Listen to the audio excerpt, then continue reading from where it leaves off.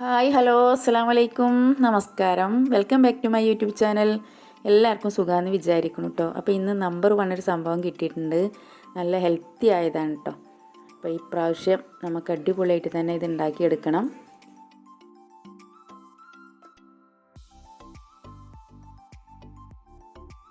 നമ്മൾ മരങ്ങളൊക്കെ വെട്ടുമ്പോൾ മരത്തിൻ്റെ ഉള്ളിൽ കാതൽ കാണുമല്ലോ, അതേപോലെ തന്നെ കേട്ടോ നമ്മൾ വാഴയുടെ കാതലാണെന്ന് കൂട്ടാൻ വെക്കണത്. അടിപൊളി ടേസ്റ്റ് ആയിരിക്കും കേട്ടോ.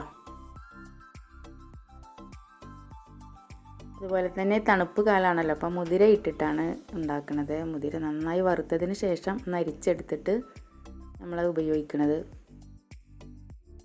അതിൻ്റെ മുകളിലെ പോളയെല്ലാം എടുത്ത് കളഞ്ഞിട്ടുണ്ട്. നമ്പർ 1 കിട്ടിയിട്ടുണ്ട്.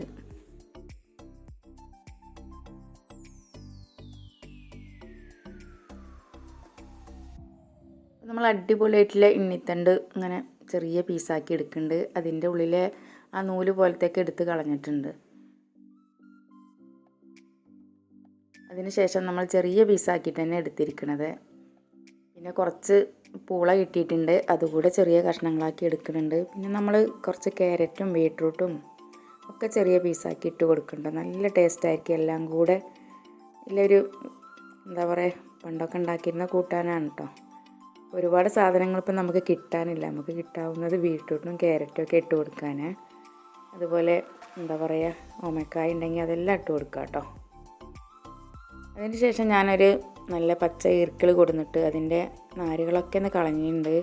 ഒരുപാട് അങ്ങ് നാര് കളയേണ്ട ആവശ്യമില്ല എന്നാണ് പറയുന്നത് കേട്ടോ. അപ്പോൾ നമുക്ക് ഏറ്റവും നമ്മളെ വയറ്റിൽ മുടിയോ അങ്ങനെ എന്തെങ്കിലുമൊക്കെ പെട്ടിട്ടുണ്ടെങ്കിൽ പണ്ട് കാലത്തൊക്കെ ഇത് കൂടുതൽ കഴിച്ചിരുന്നു.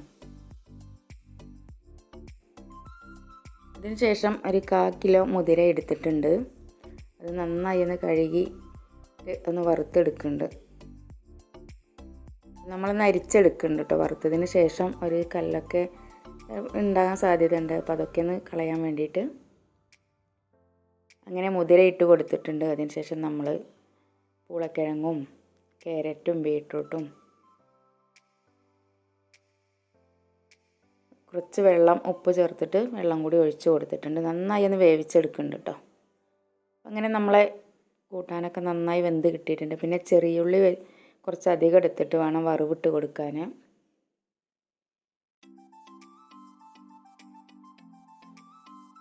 പിന്നെ ചെറിയ ഉള്ളി നന്നായി ഒന്ന് വറുത്തതിന് ശേഷം നമ്മളതിലേക്ക് കറിവേപ്പിലയും മുളക് പൊടിയും കുറച്ച് മഞ്ഞൾപ്പൊടി ഇട്ട് കൊടുത്തിട്ടുണ്ട്. പിന്നെ നമ്മളൊരു മുറി തേങ്ങ ചിരവി അതും കൂടെ ഇട്ട് കൊടുക്കുന്നുണ്ട്. അതൊന്ന് വറവ് ആയതിനു ശേഷം നമ്മൾ കൂട്ടാനിലേക്ക് ഇട്ട് കൊടുക്കുക കേട്ടോ. അപ്പോൾ നമ്മൾ പണ്ട് കാലത്തൊക്കെ കഞ്ഞിയും ഇതുപോലുള്ള കൂട്ടാനൊക്കെ കഴിക്കുമ്പോൾ ഒരു എന്താ പറയുക, ഭയങ്കര സന്തോഷമായിരുന്നു അല്ലേ. അപ്പോൾ കഞ്ഞിയും കൂട്ടാനും ഇപ്പോഴും ഞാൻ കഴിക്കാറുണ്ട് കേട്ടോ. അങ്ങനെ അടിപൊളി കൂട്ടാൻ തയ്യാറായിട്ടുണ്ട്. അടിപൊളി മണമൊക്കെ വരാൻ തുടങ്ങിയിട്ടുണ്ട്. വീഡിയോ ഇഷ്ടപ്പെട്ടു വിചാരിക്കുന്നു. പുതിയൊരു വീഡിയോ കാണും വരെ എല്ലാവർക്കും എൻ്റെ സ്നേഹം നിറഞ്ഞ നമസ്കാരം.